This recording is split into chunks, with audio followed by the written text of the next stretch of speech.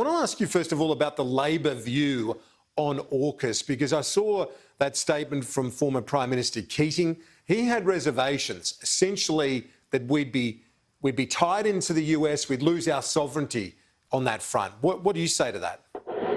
Yeah, g'day, Kieran. G'day, Dave. Look, I think the first thing I'd say is that, I said on your program months ago that, after a $40 billion blowout on the Naval Group French contract, delays, uncertainty around Australian jobs, 8 years of mismanagement of this project, a massive blowout. 40 billion is the mind boggle, that we needed to look at other options.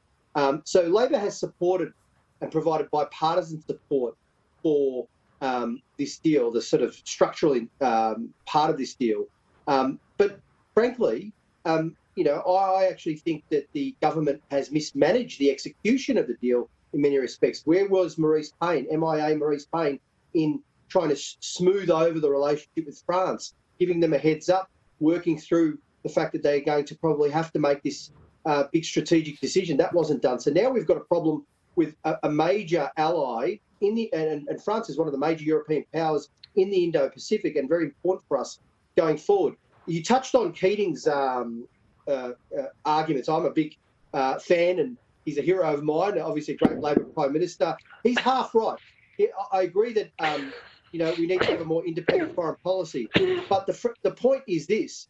The fact is that we've had relatively been able to have a more independent defence and foreign policy for decades, because the US has acted as a security guarantor in the region to create the framework for stability, peace and prosperity. They no longer can do that on their own. In fact, we were able to get away with decades of not having to spend up to 2% or more of GDP on defence spending because the US played that role. Now allies have to work together.